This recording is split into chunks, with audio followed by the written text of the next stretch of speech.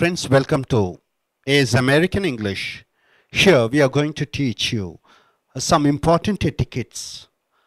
It is the telephone etiquettes. Imagine a world, or imagine in India, or imagine yourself, you without the telephone, you without the cell phone. What happens? And nowadays, you find each and every one has a cell phone in his hand. Before 5 to 10 years, you have to wait for 5 years or 5 months or 10 months to get a telephone connection from telephone exchange, isn't it? Now what happens? You just go within half an hour, you can get SIM card, buy a cell, and you get connected. In office, every office is connected with a phone. The customers, they speak, the clients, they speak. Inside the office, you have to speak. So here, telephone manners, it has a manners to be followed. When they call you, what you have to respond. What way you have to speak. The manners of telephone is very important because the person is not seeing one-to-one. The listener understands what you are saying only through your words. Here the words become very important. And what type of words you use, in what way you use, it says about your manners, the customer or clients, what type of person he or she is. So telephone etiquettes, we are going to say about telephone etiquettes. Now our students, Miss Priyanka is Miss Thamari and Swati, all four of them. They'll be giving English version, Tamil version, and Hindi version. Now let us start with the telephone etiquettes. Telephone ethics. The universal code for communication is telephone.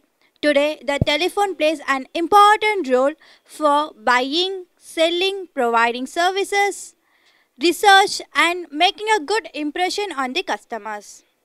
Sometimes the telephone makes us go out of sense, bringing negative ideas, negative emotions, and agitate our mind. உலகத்தில் தொலைபேசி என்பது மற்றவர்களுடன் உரையாடுவதற்கு பயன்படுகிறது. அதிலும் இன்றைய காலகட்டத்தில் தொலைபேசி என்பது மிகவும் முக்கியமான இடத்தை பெற்றுள்ளது. குறிப்பாக பொருட்களை வாங்குவது, பொருட்களை விற்பது, சேவை செய்தல், ஆராய்ச்சி செய்தல், மேலும் போன்ற காரியங்களுக்கு பயன்படுகிறது. சில சமயங்களில் தொலைபேசி நம் மனதை புத்தியை இழக்க செய்கிறது. மேலும் எதிர்மறையான சூழ்நிலை, எதிர்மறையான எண்ணங்களையும் நமக்கு கொண்டு வருகிறது. சில சமயங்களில் நம் மனதையும் குழப்புகிறது.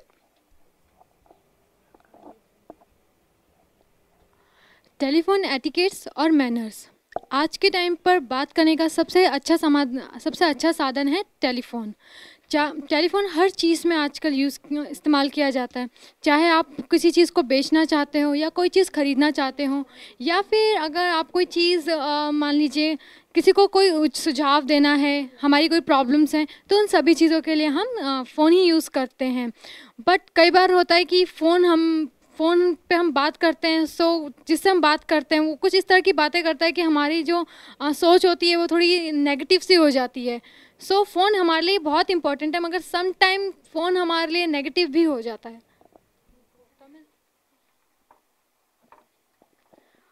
The customer should be taken care of, well informed, motivated and encouraged. And the customer should experience the warmth when you answer through the phone. And of course, they should like to work with you and with your organization.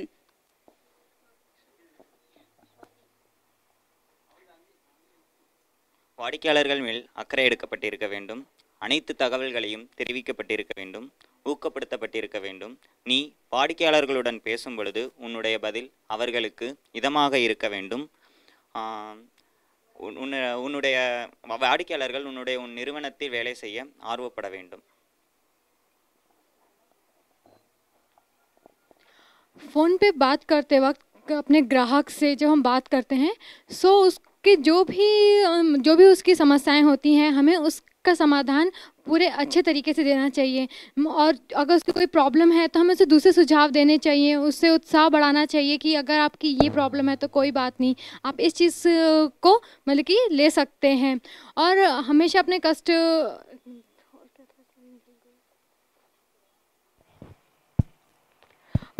और जो ग्राहक है वो आपकी सेवा से पूरी तरह से समर्थन होना चाहिए उसका, ताकि वो अपना जो बिजनेस है वो आपके साथ भविष्य में भी कायम कर सके।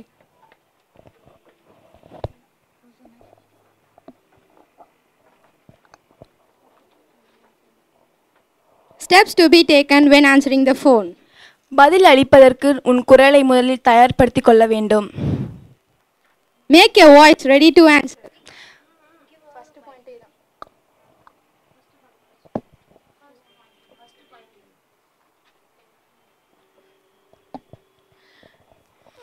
फ़ोन पे बात करने के तरीके। फ़ोन पे आप बात जब भी कर रहे हैं उससे पहले आप अपने आप को पूरी तरह से तैयार रखें।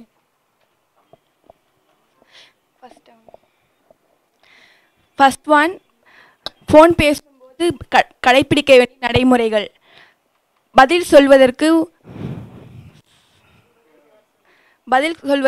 பதில் சொல்வதற்கு முதலில் உன் குரலை தயார்படுத்திக் கொள்ள வேண்டும். Second, make your mind clear. உன் மனதை தெளிவாக வைத்துக் கொள்ள வேண்டும். बात करते वक्त अपने मन को और अपने दिमाग को पूरी तरह से शांत रखना.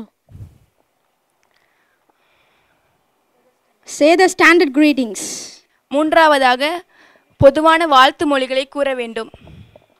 जब भी आप बात शुरू करें उससे पहले आप अपने कस्टमर को, अगर वो दिन में है या रात में या फिर शाम में अगर होता है तो उसको गुड मॉर्निंग, गुड इवनिंग या गुड आफ्टरनून इस तरह से पहले आप उसको ग्रीट करें.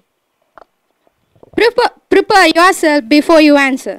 பதில் சொல்வதற்கு முன் உன்னை நீ தயார்படுத்திக் கொள்ள வேண்டும்.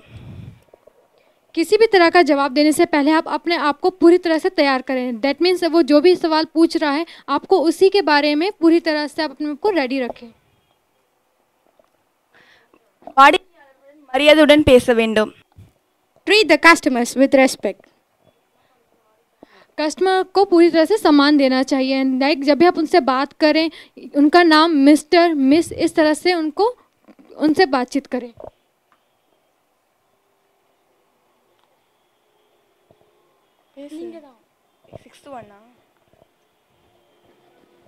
பிரச்சனை கொடுக்கக்கூடிய ஃபோன் நம்பர் ஏதாவது வந்துச்சுன்னா அதை சால்வ் பண்ணுற மாதிரி சால்வ் பண்ணுற டெக்னிக் தெரிஞ்சிருக்கும். You should manage the problem callers. Caller की जो भी प्रॉब्लम है आपको उसको पूरी तरह से समझना है और उसको सुझाव देने हैं. மாற்று வழிமுறைகளை நீ தெரிந்து கொள்ள வேண்டும். Be ready with the alternative dialogues. दूसरे सुझावों के साथ भी आप तैयार रहें. எந்த முக்கியமான அழைப்பு ஏதாவது வந்துச்சுன்னா அதை நீ முக்கியமான தேர்வாக எடுத்துக்கொள்ள வேண்டும். Screening the calls. जब आप बात कर रहे हो तो आपको उस समय ये ध्यान रखना है कि क्या ये कॉल आगे ट्रांसफ़र करनी चाहिए या नहीं. Putting the callers on hold. ஃபோனில் அழைப்பவர்களை ஃபோனில் இருக்கும்படி சொல்ல வேண்டும். फ़ोन को होल्ड पे करना. Transferring the calls. ஃபோனை வேறு ஃபோனுக்கு மாற்றுதல். फ़ोन को एक जगह से दूसरी जगह पर उसको भेजना. You should be good at voicemails. ஃபோனில் பேசக்கூடிய முறையான வார்த்தைகளை தெரிந்திருக்க வேண்டும். वॉइस मेल पर आपको आपकी वॉइस पूरी तरह से साफ़ होनी चाहिए. वॉइस मेल मतलब जब आप किसी को कॉल करते हैं और वो इंसान उस वक्त वहाँ पर मौजूद नहीं होता है तो आप वॉइस मेल पर अपना वॉइस मेल यानी कि जहाँ पर आप सिर्फ अपना वॉइस कह सकते हैं कि जैसे मैंने आपको बताया कि अगर वहाँ पे अगर कोई व्यक्ति नहीं है तो आप उस पे अपना जो भी आपको अपनी बात कहनी हो आप उस पर छोड़ सकते हो. और आपकी जो आवाज़ है वो पूरी तरह से क्लियर होनी चाहिए ताकि दूसरा व्यक्ति उस चीज़ को समझ सके. Thank you.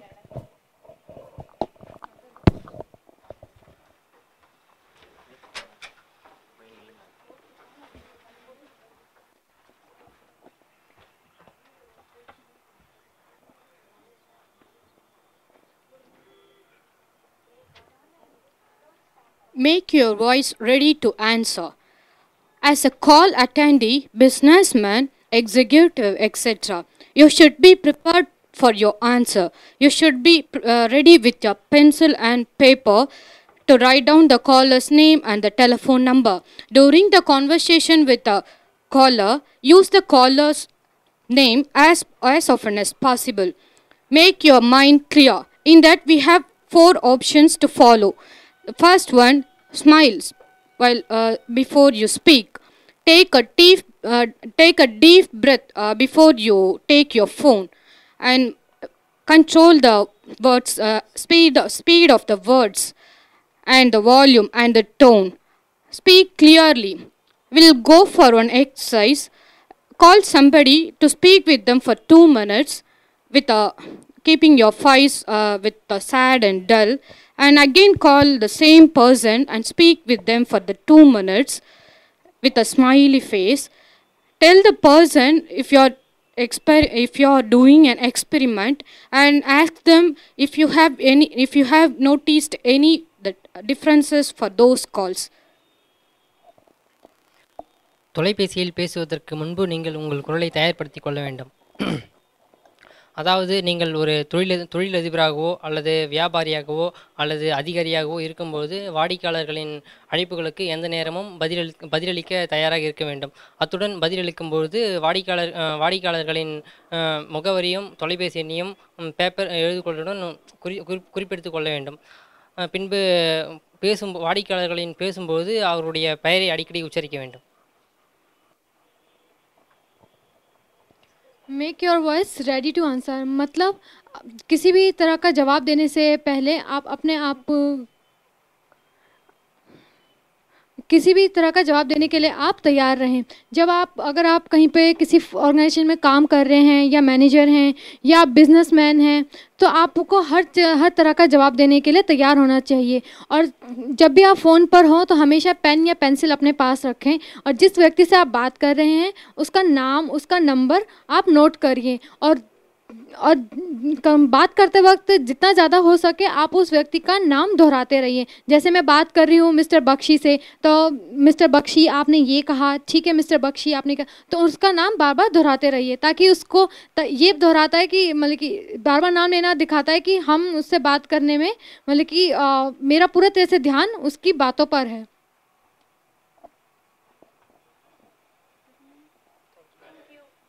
Thank you. Make your mind clear, मतलब बात करने से पहले अपने दिमाग को पूरी तरह से शांत रखना. जब भी आप बात शुरू करें अपने फेस पर एक स्माइल रखें, कि जिसको भी आप बात कर रहे हैं उसको ये ना लगे कि अरे मैं किससे बात कर रहा हूँ. तो एक स्माइल अपने फेस पे रखिए कि good morning sir, yes sir, क्या है आप बताइए सर, ताकि उसको भी अच्छा लगे. एंड बात शुरू होने से पहले एक डीप ब्रेथ लीजिए, ताकि मतलब कि हपड़ तपड़ में बात ना करें कि हाँ सर बोलिए बोलिए, जल्दबाजी में नहीं, बिल्कुल शांत होकर उससे बात कीजिए. एंड जब आप बात करें, अपनी जो भी आप बात कर रहे हैं अपने शब्दों पर आप कंट्रोल रखें. ये नहीं कि आपने जल्दी जल्दी कुछ भी बोल दिया और बेचारे को समझ ही नहीं आया. तो आराम से बात कीजिए, वॉइस ना तो नीचे रखें ज़्यादा, ना ही ज़्यादा तेज़ बोलिए, वरना सामने वाले को लगेगा कि आप उस पर चिल्ला रहे हैं. तो आवाज़ को आराम से रखें, जैसे hello sir, yes sir, very good morning sir, आपको क्या सेवा कर सकती हूँ, तो उसको भी अच्छा लगेगा. एंड द सेकंड, और स्पीक क्लियरली, जो भी आप शब्द बोल रहे हैं वो क्लियरली बोलिए, ताकि सामने वाला इंसान उस चीज़ को अच्छे से पहचान सके. अगर आपको कुछ, जैसे मान लीजिए मैंने किसी से बात करी 2 मिनट के लिए, अगर मैंने सैड मुंह बनाकर बात करा कि हाँ जी सर, बोलिए सर, अच्छा सर ये है, ओके ओके, फिर उसके बाद आप 2 मिनट उससे बात कीजिए कि हेलो सर, ओके सर, ये प्रॉब्लम है, नो प्रॉब्लम सर. सो आप जब उससे पूछेंगे कि सर इसमें कोई डिफरेंस है, तो उसको डिफरेंस पता लगेगा कि यार पहले तो इतना सैड बोल रही थी, उसका भी बात करने का मन नहीं करेगा. बट द सेकंड टाइम जब आपने हंस के बात करी तो वो भी अपनी बातें क्लियर करने में इंटरेस्टेड दिखाता है. Thank you sir. Now we'll go for standard impression. Sorry. Now we'll go for standard greetings. The first impression is the everlasting impression. Make a best impression by an excellent greetings. Tell your company name first, and then your department, and then your name. For example, we'll take Sharavana Bhavan. We should tell first Hotel Sharavana Bhavan, home delivery department, and then your name may be like assistant manager Ram. இப்போ தமிழில் பார்க்கலாம். First impression is the best impression. முதல் அறிமுகமே ஒருத்தருக்கு நல்ல எண்ணத்தை ஏற்படுத்தும். முதல் அறிமுகமே ஒருத்தருக்கு நல்ல எண்ணத்தை ஏற்படுத்தும் என்பது இதன் அர்த்தம். இப்போ ஒருத்தர் மீட் பண்ணுறாங்கன்னா அவங்க வந்து எப்படி ஃபஸ்ட் இம்ப்ரெஷன், அவங்களுடைய முதல் அறிமுகமே அவங்களுக்கு வந்து மறக்க முடியாத அனுபவமாக இருக்கணும். இப்போ வந்து உதாரணமாக பார்த்தோன்னா, ஃபஸ்ட்டு வந்து நம்ம ஒருத்தர்கிட்ட பேசும்போது நம்ம எப்படி பேசணுன்னா, ஃபஸ்ட்டு வந்து நம்ம ஒர்க் பண்ணுற அந்த கம்பெனி நேம் ஃபஸ்ட் நம்ம சொல்லணும். செகண்ட் வந்து என்ன சொல்லணும்னா, அந்த கம்பெனியில் வந்து நம்ம என்ன பொசிஷனில் இருக்கோம் அப்படின்றது நம்ம சொல்லணும். தென் தேர்ட் தான் நம்ம என்ன சொல்லணும்னா நம்மளுடைய பேர் அப்படின்னு சொல்லணும். இப்போ வந்து உதாரணமாக சரவணபவன். சரவணபவன்றது என்னென்னா அவங்க ஒர்க் பண்ணுற கம்பெனி நேம். அவங்க வந்து செகண்ட் வந்து அவங்க வந்து என்னவா வேலை பார்க்குறாங்க. அது வந்து சரவணபவன் வந்து வீட்டிற்கு வந்து உணவு அனுப்பும் துறையில் வந்து அவங்க வேலை பார்க்குறாங்க. தேர்ட் வந்து உங்கள் பேர் சொல்லணும். உங்கள் பேர் என்ன, நீங்கள் வந்து துணை அந்த கம்பெனியில் வந்து நீங்கள் என்ன பதவியில் இருக்கீங்கன்னா துணை மேலாளர் பதவியில் இருக்கேன் அப்படின்னு சொல்லிட்டு நம்மளுடைய பேர் நம்ம சொல்லணும். मैं हिंदी में बताऊंगी. स्टैंडर्ड ग्रीटिंग मतलब first impression is the last impression. यानी कि जब हम किसी से बात करते हैं तो बात करते वक्त जो भाव और जिस तरीके से हम बात करते हैं वही छाप हम उस इंसान के अपना व्यक्तित्व उस इंसान के माइंड पे छोड़ते हैं, तो उसी तरह से हमें जज करता है. तो जब हम किसी ऑर्गेनाइजेशन में काम करते हैं, अगर हम किसी को कॉल करते हैं तो पहले हमें उसको अपनी कंपनी का नाम, अपना डिपार्टमेंट मतलब कि किस विभाग में हम काम कर रहे हैं, उसके बाद अपना नाम बताना चाहिए. जैसे मान लीजिए मैं SDFC बैंक में काम करती हूँ तो मैं कहूँगी good morning, this is SDFC bank collection department Swati.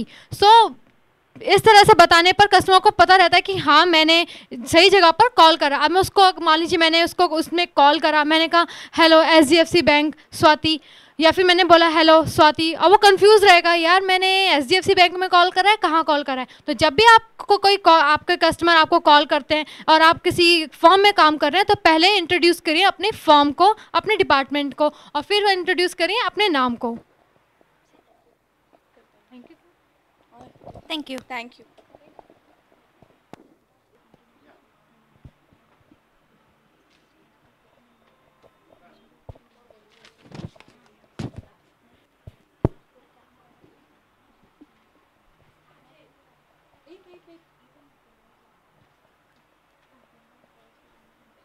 Prepare yourself before you answer. First point. By the third ring, you should pick up the call. For example,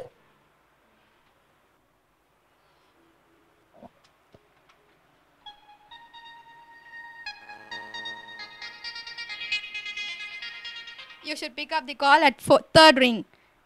பதில் அளிப்பதற்கு முன் உன்னை தயார்படுத்திக்கொள். 3 முறை மணி அடிப்பதற்கு முன் फोனை ஆன் செய்ய வேண்டும். बात करने से पहले अपने आप को पूरी तरह से तैयार रखें. जैसे कि जब भी आप फ़ोन उठाएं हमेशा थर्ड रिंग पर ही फ़ोन उठाएं. Have a pencil and a paper ready before you attend the callers. ஒரு பேப்பர் பென்சிலை தயாராக எடுத்துக்கொள். மனரீதியாக அழைப்பவரின் நிகழ்காலத்தில் இருக்க வேண்டும். बात करने से पहले पेपर और पेंसिल को तैयार रखें और अपने आप को पूरी तरह से प्रेजेंट रखें कॉलर से बात करते वक्त. Write down the caller's name, and if the caller does not say his name, ask for could I know your name please, or may I know your name please. அழைப்பவரின் பெயரை எழுதிக்கொள். அழைப்பவர் பெயரை சொல்லவில்லை என்றால் கேட்டு அறிந்து கொள். बात करते वक्त कस्टमर का नाम नोट करें. अगर कॉलर अपना नाम नहीं बताता है तो आप उससे पूछिए कि क्या मैं जान सकती हूँ मैं किससे बात कर रही हूँ, या मैं आपका नाम जान सकती हूँ. Avoid jargons and acronyms which are not familiar.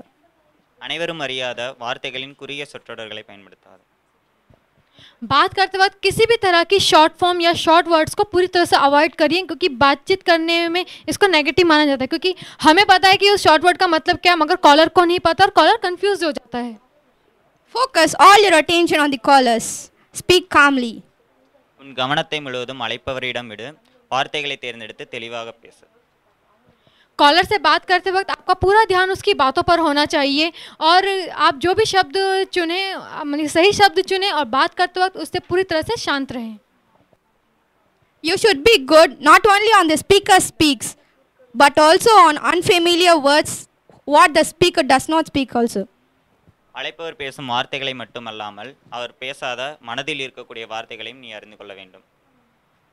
Collar से बात करते वक्त आपको सिर्फ बातों में अच्छा नहीं होना है, आपको ये भी कोशिश करनी चाहिए कि कस्टमर सोच कर रहा है, उसको सोच के पढ़ने, उनकी कॉलर की सोच को भी पढ़ने की कोशिश करनी चाहिए. Try to get clarification of her. அடிக்கடி உன்னை நீயே தெளிவுபடுத்திக் கொள்ள வார்த்தைகளை பயன்படுத்து. Thank you. बात करते वक्त आपको बाबा ये भी उन्हीं की बातों को दोहराना चाहिए. जैसे अगर कॉलर ने पूछा कि मुझे अपना बिल अमाउंट पूछना है, तो आप उसको दोहराओ, अपना बिल अमाउंट पूछना चाहिए ताकि दोनों तरफ से क्लैरिफिकेशन रहे. Thank you. Thank you.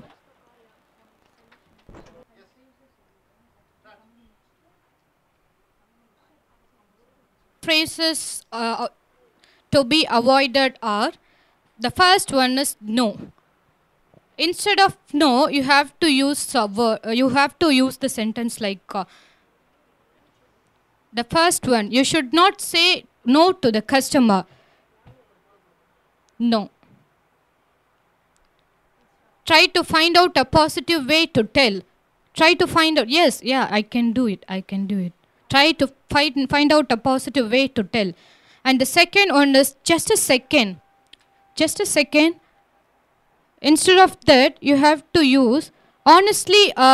You'll ask some time. Honestly, you can say how long it will take. Just a second, sir. It will take 2 hours. I'll call you back. Honestly, you could say how long it will take. Just a second. And the third one, we cannot do that. Instead of that, this is what we can do. We cannot do that. This is what we can do instead of that. In fourth, I don't know. You should not use I don't know. Let me find out for you. You should say, instead of that, you should say, let me find out for you. And the fifth one, you have to.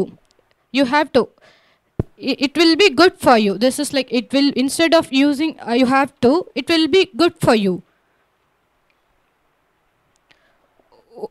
Only if it is and the second point will be, only if it is necessary to transfer the call to the correct department. You should not leave the line until the line is connected to the individual or a person.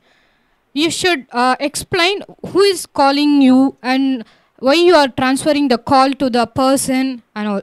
Before the transfer of the call is complete, you should not hang up the call. And the second one, if the call requires research, you should say the caller, sir, I'll call you back, and ask the caller a specific time to expect your call. Simply you don't say no sir and all. You should ask if you do not find out the answer, you should call to the customer and ask them for, we need some more time. We need a time to tell. We need some more time to find out the answer for you. Suppose if the caller may try to get you angry, that time you can understand their feelings, and you can understand their feelings. You can allow the caller to speak. You should not interrupt the caller, and accept their feelings. The fourth one is accept their feelings.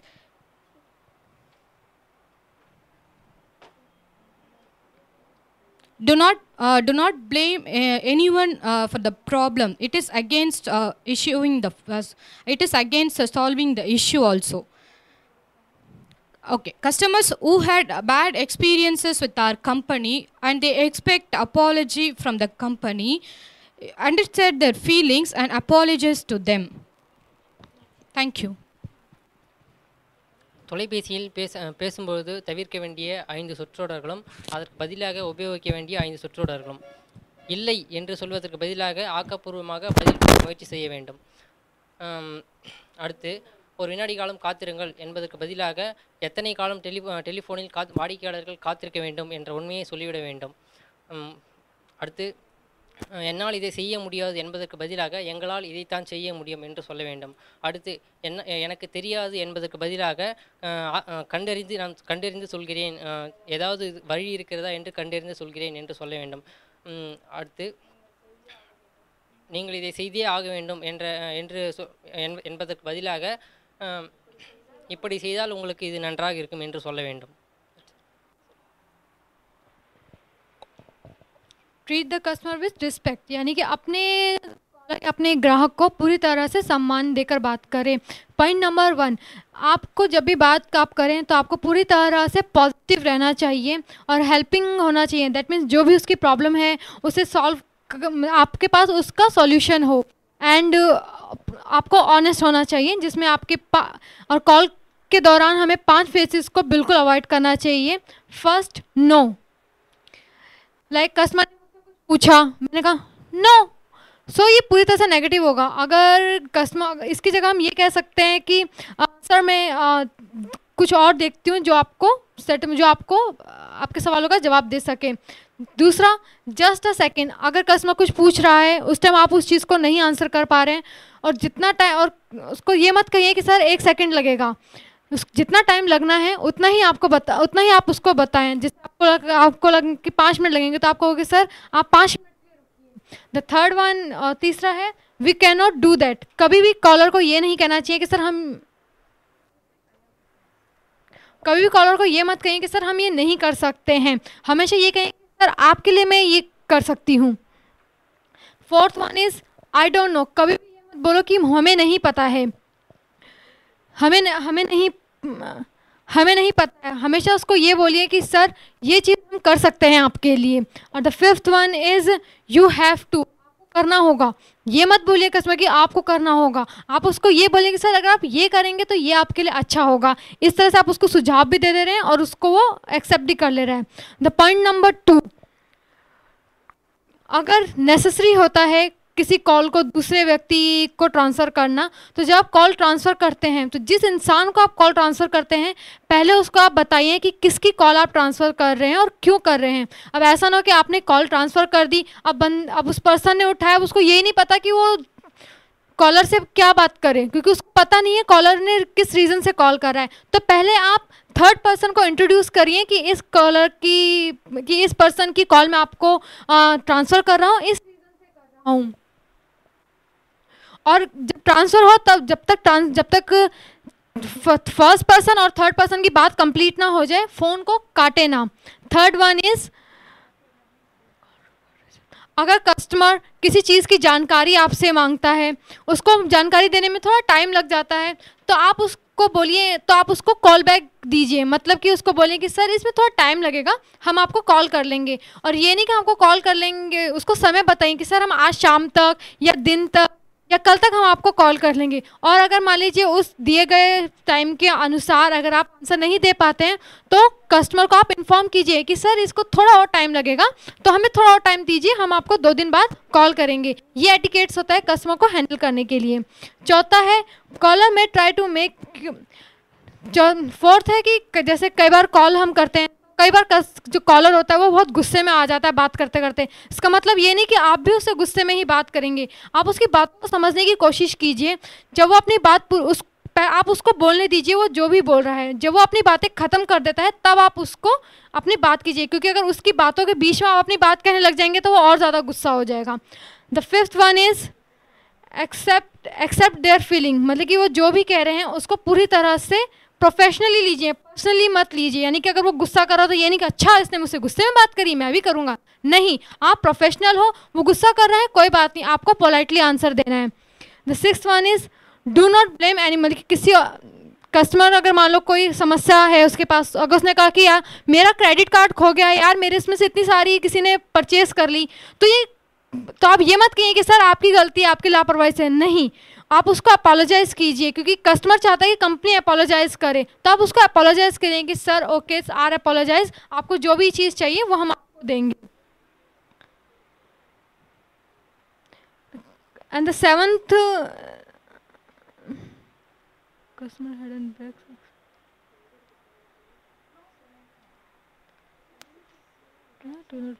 नहीं, customer customer जब आपको call करता है that means वो किसी बुरे experience से गुजरा है, इसलिए उसने आपको सॉल्यूशन के लिए कॉल करा है, तो आप उसको सबसे पहले अपोलोजाइज़ कीजिए, क्योंकि कॉल करने का उसका सबसे पहला मोटिव ही ये होता है कि भैया कंपनी मुझे सॉरी बोले। तो आप उसको पहले अपोलोजाइज़ कीजिए कि सर जो भी हुआ ओके उसके लिए हम अपोलोजाइज़ हैं और ये चीज़ हम आपके लिए कर सकते हैं। पूरी तरह से पोलाइटली होकर हम आप उसको आंसर कीजिए। Thank you.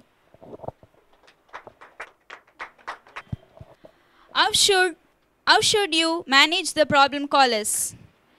Never react even if the words are ballistic. The caller may try to raise up your anger.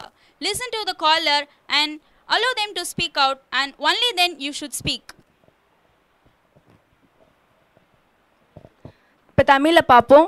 பிரச்சனை கொடுப்பவர்களை எப்படி சமாளிப்பாய் என்பது பார்க்கலாம். ஃபர்ஸ்ட் பாயிண்ட், இப்போ வந்து வாடிக்கையாளர் நம்ம பேசும்போது அவங்க எப்படி பேசுவாங்கன்னா நம்ம மேலே ஒரு குண்டு மழை பெய்கிற மாதிரி அவங்க பேசுவாங்க. அதுக்கெலாம் நம்ம ஆன்சர் சொல்கிற மாதிரி நம்மளுடைய திறமையை வளர்த்துக்கணும். இப்போ வந்து அந்த டெக்னிக் எப்படின்னா, அவங்க பேசுறதுக்கு முன்னாடி நாம் ஆமாம் சொல்லுங்கள், அப்படி சொல்லுங்கள், இப்படி சொல்லுங்கள், அவங்க சொல்கிறதுக்கு முன்னாடி நாம் பேசக்கூடாது. அவங்க பேசி முடிச்சிட்ட பின்னாடி தான் நம்ம பேசணும். சப்போஸ் ஒரு சில கஸ்டமர்ஸ் வந்து டிஃப்ரெண்ட்டாக இருப்பாங்க. அவங்க வந்து ஒரு சில பேர் நம்மளை கோவப்படுத்தி பார்க்கணும் அப்படின்னு நினைப்பாங்க. ஆனால் நம்ம வந்து கோவப்படாமல் ஓகே சார், ஓகே நாங்கள் உங்களுக்கு ஹெல்ப் பண்ணுறோம் அப்படின்னு சொல்லிட்டு ரொம்ப காமாக பொலைட்டாக அவங்ககிட்ட பேசணும். Empathize with the caller and say,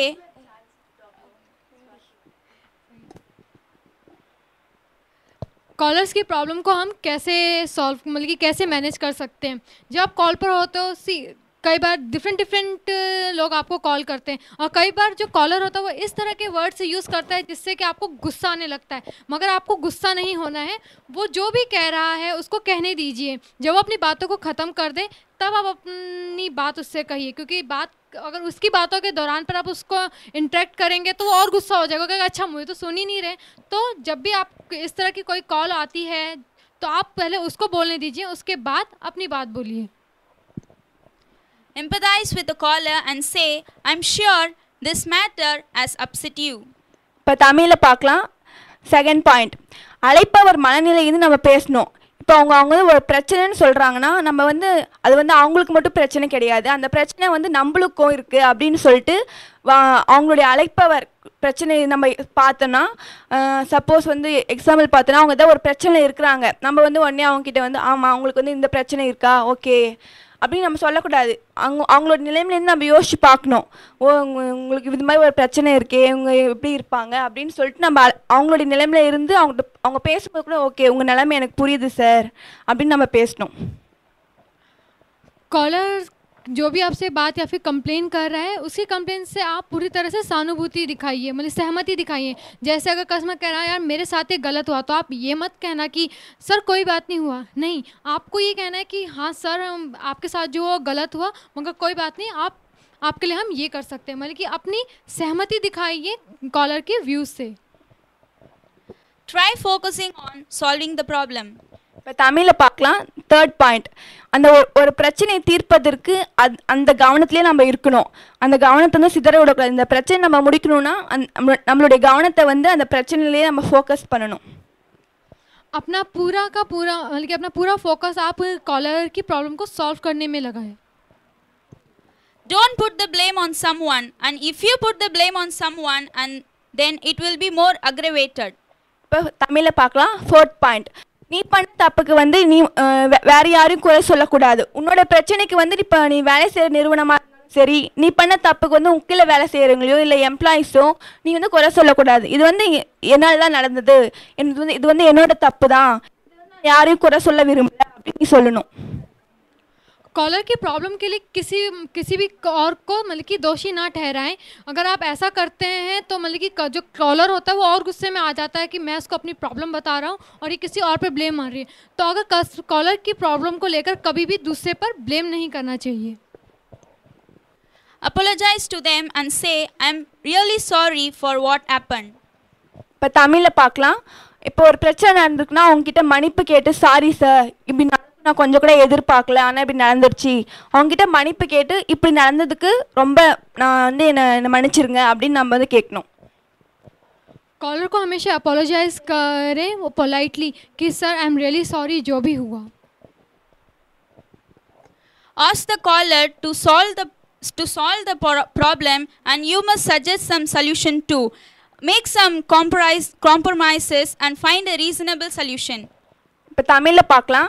இப்போ வந்து ஒருத்தர் வந்து பிரச்சனை இருக்காங்கன்னா அதுக்கான சொல்யூஷன் அவங்க சொல்லுவாங்க. இப்போ நம்மக்கிட்ட அவங்க கேட்குறாங்கன்னு வச்சுக்கோங்களேன். இப்போ வந்து நாம் வந்து ஒரு சொல்யூஷன் சொல்லுவோம். இப்போ அவங்க ஒரு சொல்யூஷன் வச்சுருப்பாங்க. இப்போ 2 பேர் வச்சுட்டு இது பண்ணால் நல்லா இருக்குமா, இது பண்ணால் வந்து இதுக்கு ஒரு தீர்வு கிடைக்குமா அப்படின்னு சொல்லிட்டு 2 பேரும் பேசி ஒரு தீர்மானத்துக்கு வரணும். कॉलर के सॉल्यूशन सुझाव देने से पहले आप उससे भी पूछिए कि सर आप किस तरह का सॉल्यूशन चाहते हैं, मतलब कि कुछ कॉम्प्रोमाइज़ करना है या किस तरह का है, उस तरह का डिस्कशन आप कॉलर से भी करिए. Thank you. Thank you.